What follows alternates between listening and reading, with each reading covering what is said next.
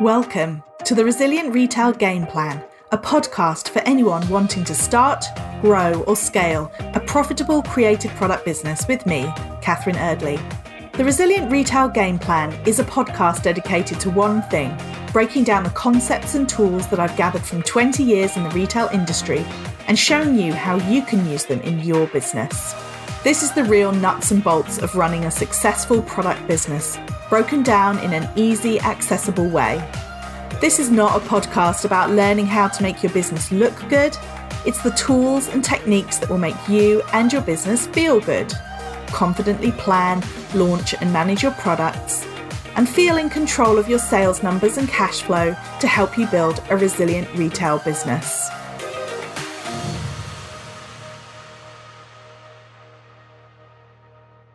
Welcome. It is episode number 139 of the Resilient Retail Game Plan. I'm your host, Catherine Erdley, as well as the founder of the Resilient Retail Club. Have you ever wanted to get support, grow your sales, or know more about the business of running a product business? Head over to resilientretailclub.com to sign up to the membership. And if you use the code 10podcast, that's 10podcast, you can get £10 off your first month. Today is the second episode in a mini series of 4, the theme of which is growing your business on a budget, where I talk to 4 amazing business owners who have grown their businesses predominantly through organic means. And today is no exception. We are joined by Rebecca Gibbions, who runs a fantastic boutique and online jewellery store. I definitely suggest that you go check it out. It's called Last Night I Dreamt. Obviously, we have the contact details in the show notes, but Rebecca shares some real gems in this episode about how she focused on connection to grow her business and how she approaches SEO, a topic which I know can be a little bit dry, but how she makes it fun and relevant to her customers. Hi, Rebecca. Thank you so much for joining me today. Hello, nice to be here. Thank you so much for inviting me onto your podcast. So do you want to start off by telling us a little bit more about you and your business? So my name's Rebecca and I am the owner of Last Night I Dreamt, which is a jewellery boutique in Southwell, Nottinghamshire.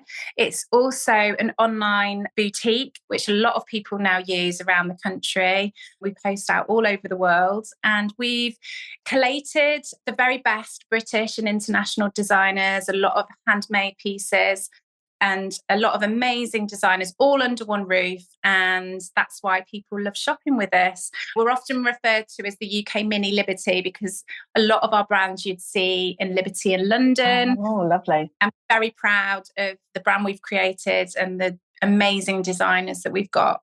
Oh, that's fantastic. And can you tell me, how long have you been running? How long has the shop been going? So we opened Last Night I Dreamt in 2015. And that was just the bricks and mortar shop. And we were actually in a much smaller location. It was like a little chocolate box, kind of tiny shop. And you cannot believe how much joy we managed to get into that space.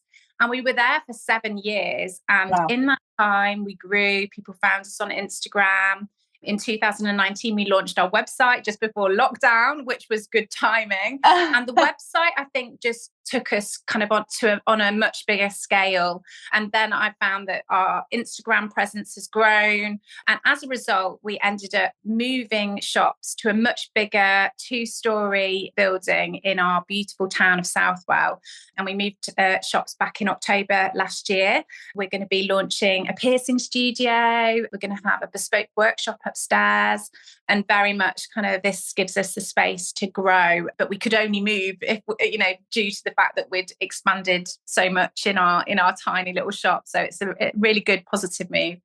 Fantastic. And will that also then allow you to fulfill your web orders from the physical shop? I think it was getting problematic in the old space because it was so small. We had like one tiny room, which was a shop, but we were also managing all the website sales and having had a few kind of articles in things like The Guardian and Grazia, where we'd been in their boutique guides. The website had started to really build and we couldn't manage the sales in store and the sales online from that tiny space. So yeah, absolutely. In answer to your question, we are going to be sending orders out now from our amazing office. We've got an office, we've got a backspace. So yeah, it's really exciting.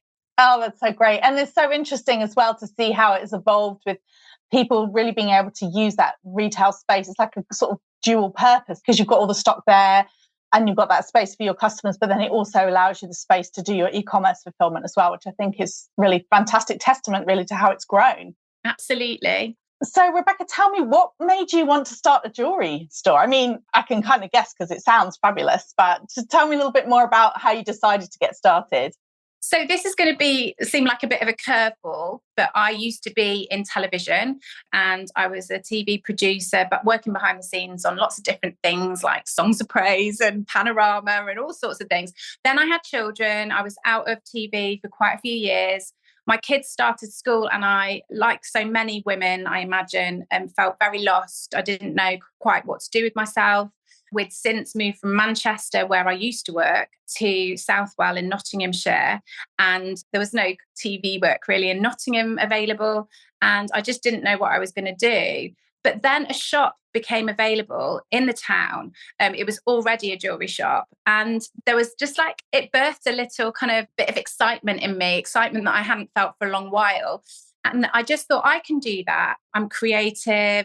I love to tell stories. I love people. I love engaging. And I'd always loved jewelry from a very young age. I used to rifle through my grandma's jewelry box. And I was always trying to kind of dig out her kind of old locket and look at all her rings. And I'd always had a love of fashion and styling. And my friends would often ask me to style them. And something about it just came together. And I thought, yes, I want to create a space with amazing designers that I've curated together, curated an amazing collection of fabulous designers, and then kind of be there to style women, support women, big women up, and kind of just encourage women through selling jewellery. A lot of your designers female then? So we've got a lot of female designers, although we started with the likes of Alex Monroe, who's famous for his bumblebee. So it's not purely kind of female design. Yeah. I think what I've found is that we're much more than just a jewelry shop. You know, we're telling stories about the designers, for example, the Alex Monroe bumblebee and how Alex grew up on a farm in Suffolk and all his work is nature inspired. So we're telling stories to customers and people love engaging with what they're buying, but also people are sharing their lives with us. And I always say it's like a counselling room. It's not just a jewelry shop. You know, people are opening up about their lives when they're buying jewelry. Well, that brings me perfectly onto my next question, because the theme of this sort of mini series, if you like, is about building your business on a budget. So organic ways to grow without having to pay out. And what really interested me in your story when you talked about your business growth, which is really impressive, is the importance of your customers. And I think you've alluded to it there, where you talk about it being almost like a therapy room and being more than a jewelry store. So your customers have been a big part of your business growth. How did you go about creating that community? Was it a conscious decision or did it something that just happened? I think that I'm someone that likes connecting with people, and I've always had an interest in psychology and understanding people and how people tick and how I tick. So it's very natural for me to kind of have this interest in kind of supporting women and kind of listening to people. So for me, I always wanted Last Night I Dreamt to be more than just a jewelry shop. I wanted it to be a safe place that people could come and feel a sense of connection. And I wanted them to leave, obviously with jewelry, hopefully, but also with a smile on their face and maybe feeling a little bit better than when they'd come in, and just being able to encourage and support women in that way. I mean, it's a real honour. And I do actually think that what I'm doing and the way that we've built the business, it's mainly down to the fact that we are all about connection. And connection is everything. Connecting with your customers is everything. We're not a cold, faceless kind of brand. And I think that's what people find on our website. You're always engaging with myself as the owner throughout our website and myself on Instagram. And it can seem a little bit, well, it's all about you. But what we're trying to do is it's not kind of all about me, but it is about me being there for my customers and my customers feeling like they know me. Because it's quite an evocative name in itself, isn't it? Last Night I Dreamt. What was the kind of thinking behind the name? So my name's Rebecca, and my mum was big into kind of literature, and I love literature myself and did an English literature degree. And there's a novel called Rebecca by Daphne du Maurier. Oh, right, and yes. The first line of Rebecca is, "Last night I dreamt I went to Mandalay again." Oh, of course. Yes.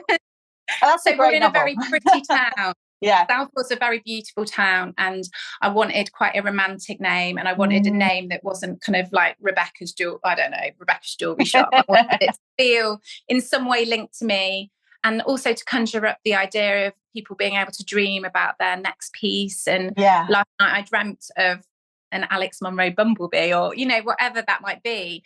Yeah. So that's the kind of story behind the name of my boutique.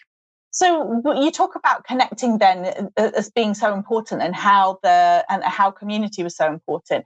So you talked a little bit about the website being a place of connection. So it's your voice very clearly throughout the website, and it's your presence on Instagram building that relationship. Are there any other ways that you specifically try to build that connection with your customers, or again, is it something that's sort of happened organically?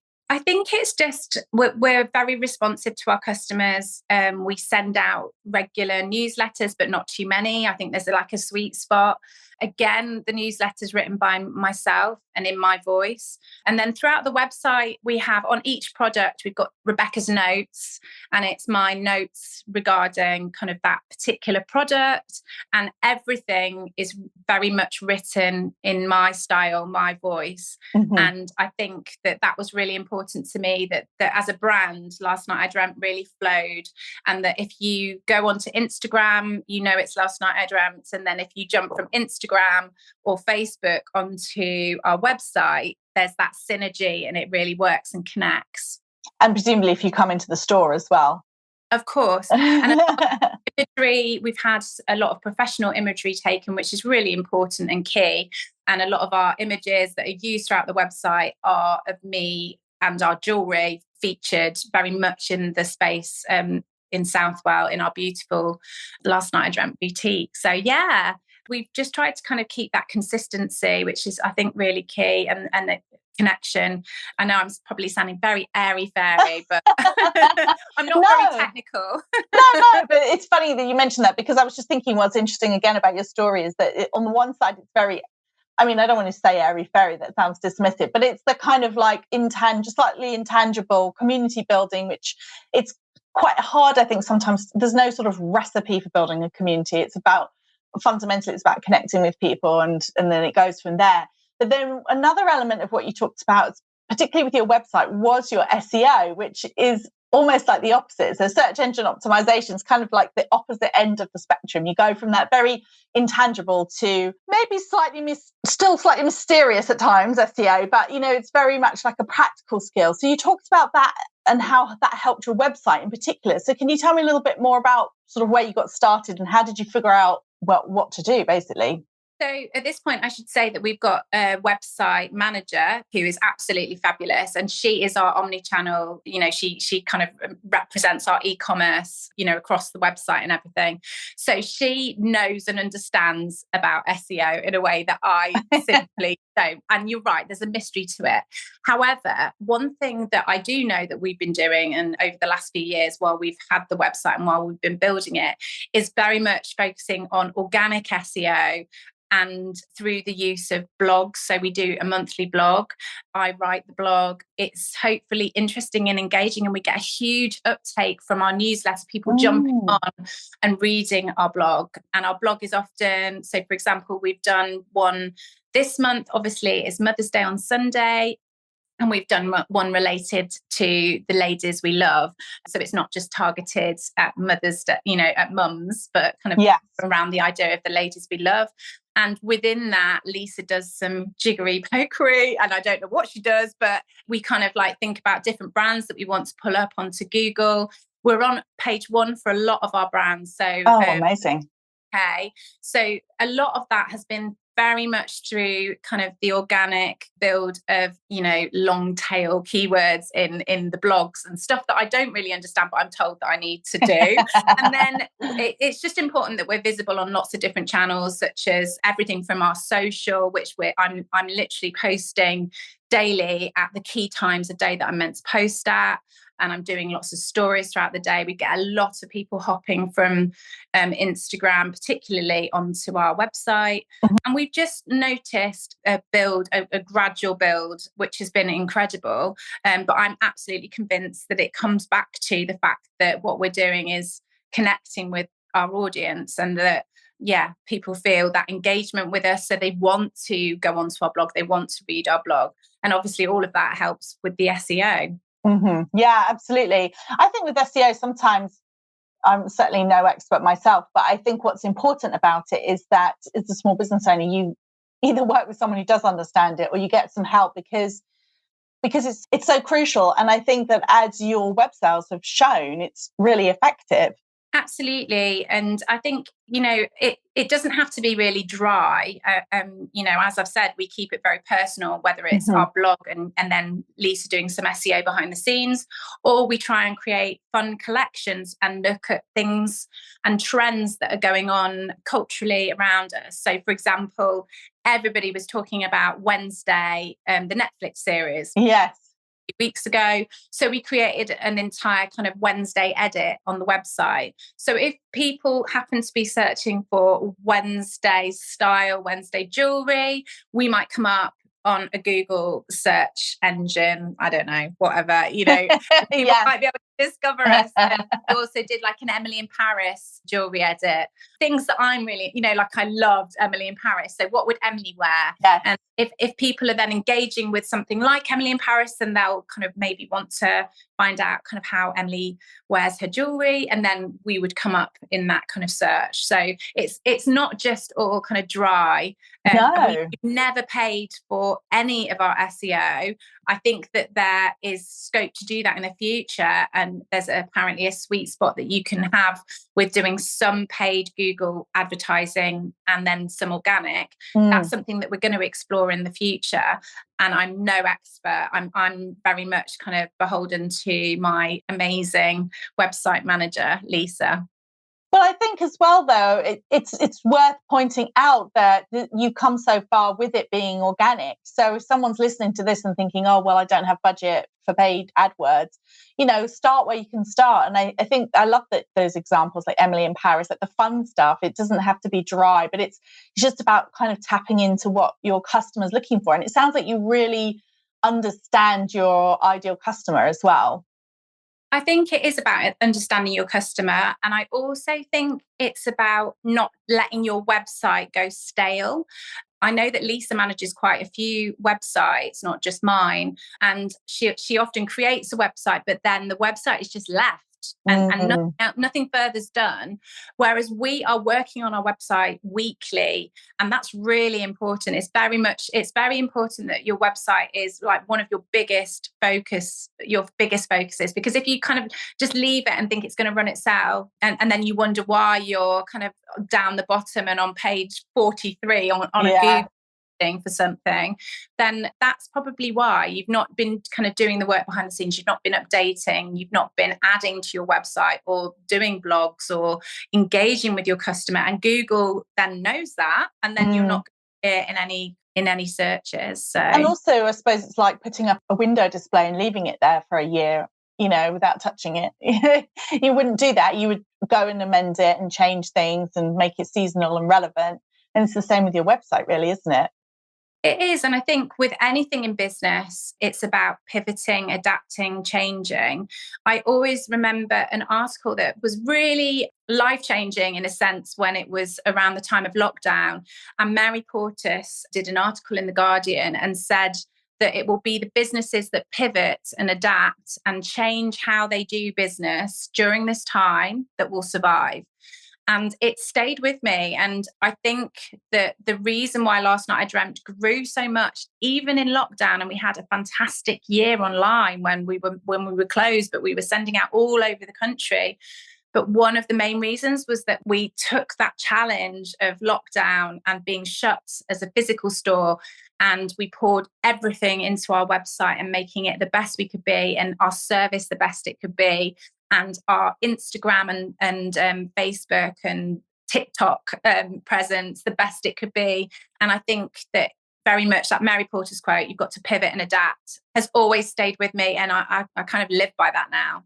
Yeah, I love Mary Porter. She's definitely my idol, 100%. And I think it's just as relevant now, interestingly. I think that I know it's hard for a lot of people because they've pivoted so many times, but like you say, it just becomes a way of life. You're just constantly on the lookout for how can you do things better? How can you adapt? And I think, your growth is really a testament to that ability to keep looking for the opportunities. You mentioned some organic PR as well. So you talked about Grazia, and where else were you featured? Our most recent exciting feature, and don't know where it came from, was the Telegraph. Oh, okay. Best boutique guide just before Christmas. The Christmas just gone, 2022. And that was amazing. The Christmas just before, we were in The Guardian and they did a best boutique guide. And then Grazia also did a best independent guide around the time of lockdown and coming out of lockdown and where to shop. And we featured in that as well. So it's those kind of three things have been kind of major for us, because I think people like to know that they're shopping on a website that they can trust and it's got that kind of backing to have the backing of like the Telegraph is just amazing. And we were the only jeweler featured. And to be fair, in the kind of jewelry industry, we are quite unique. There's really not many contemporary jewelry boutiques that sell kind of across, the variety of brands that we stock. So we're really proud of what we've created, and we're really excited to see what 2023 brings. So you talked a little bit about social media there as well, and you talked about the kind of adapting and changing. So have you yourself found you had to adapt and change as, say, the social media platforms have changed? So you mentioned about doing stories, but obviously you've had things like Instagram shifting from being predominantly photos to more like video, and feels like it's maybe switching slightly back the other way to things like carousels. But was that something that you've always kind of tried to stay on top of social media trends as well? Yeah. So obviously it very much started to go towards reels, and luckily I absolutely love chatting. I'm sure you can tell. So I don't mind kind of doing creating a reel. And also I think I quite like how you can be fun and playful on a reel. Yeah. And I think that jewelry has got the kind of, jewelry shops can feel like you can't enter them and there's going to be nothing that's affordable, or whatever the kind of thinking is, and I also think it doesn't have that kind of fun image, does it? But I like the idea of being slightly disarming and kind of doing something like a dance in the shop, or I can be pretty crazy on reels. So I think that element I find really fun, and I like doing the opposite of what's expected, and it's not expected within the jewelry industry that you do a silly dance in a shop. So I'm gonna do it. I think your imagery is really fun and playful. So if you're listening to the podcast, go check out Last Night I Dreamt.co.uk, because I love all the imagery where you're wearing loads of rings, for example.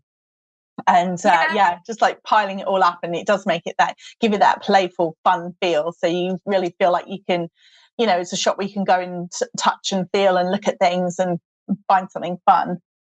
I think a lot of our feedback and some of the things that people would find if they looked at our Google reviews would be that it feels like a treasure trove, and people feel like they're stepping into an Aladdin's cave of amazing jewelry. And we want our website to feel the same for people. We want it to feel like a space that's very, very welcoming for a start. That's the most important thing.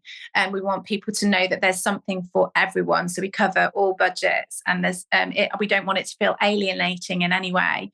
Jewelry shouldn't be like that. I had a 13-year-old boy coming in to get something for his mum yesterday. His top kind of budget was £50, and we found him something, of course. And we've got things for £20 for so that the school kids can come in and buy things for their friends. So we do about our customers and how we can best serve our online community and the community who come into our beautiful boutique. Amazing. So just to wrap this up then, although I feel like we could talk all day, if someone's listening to this podcast and they're maybe struggling themselves with a bit of organic sales growth, or they'd love to think about ways that they could improve their organic sales, what would you say to them? What advice would you give? I'd get them to start to think about their audience and their customers, and who's kind of who are their kind of key customers, who's their target audience, as it were, and then how can we best connect with those people. And it is all about connection. And actually, I find that there's a lot of kind of local businesses and who aren't necessarily posting consistently on Instagram and Facebook and social media. And consistency is really important. And I do think that if people just start to kind of just gently kind of do a daily post, 7 o'clock or 6 o'clock each, evening, 7 o'clock in the morning rather, and 6 o'clock in the evening, then, people will really start to see a change. And it's just engaging with your customers through stories on Instagram, being more engaging on your website. So maybe if you haven't done a blog before, then think about doing a blog. Maybe you could do a brand feature and do a kind of a sole feature on a particular designer that you have. Maybe you could do a fun edit of different clothes that are coming in for spring, summer. There's lots of creative ways. So I think get creative is my big tip. Start kind of brainstorming how you can connect with your customers. Amazing. Thank you so much. And let us know how we can find out more about Last Night I Dreamt.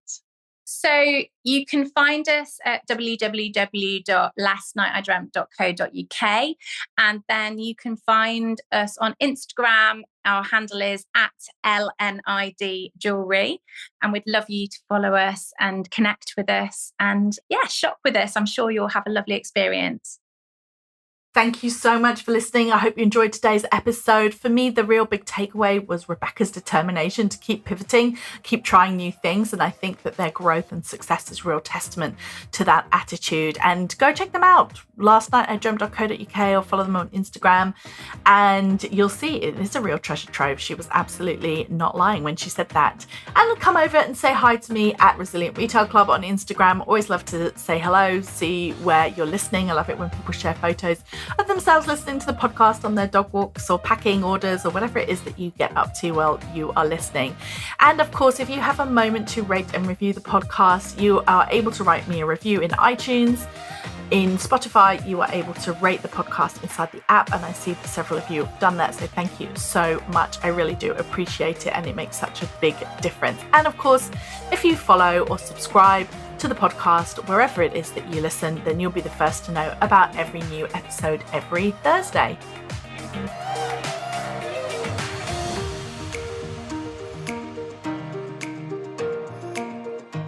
If you've enjoyed this week's episode, then I invite you to check out resilientretailclub.com. The Resilient Retail Club is the membership for anyone wanting to start, grow, or scale a profitable product business. No more trawling Google trying to find the answers to your questions or wading through general business advice that speaks mainly to service-based businesses. Whether you're still at the idea stage or you've been going for a while but want to get more focused and organised when it comes to your business, the Resilient Retail Club is the place for you. With a library of courses tailored to creative product businesses, several live sessions a month, and a supportive and active community, the Resilient Retail Club is the perfect membership to help you hit your goals faster. Check it out at resilientretailclub.com.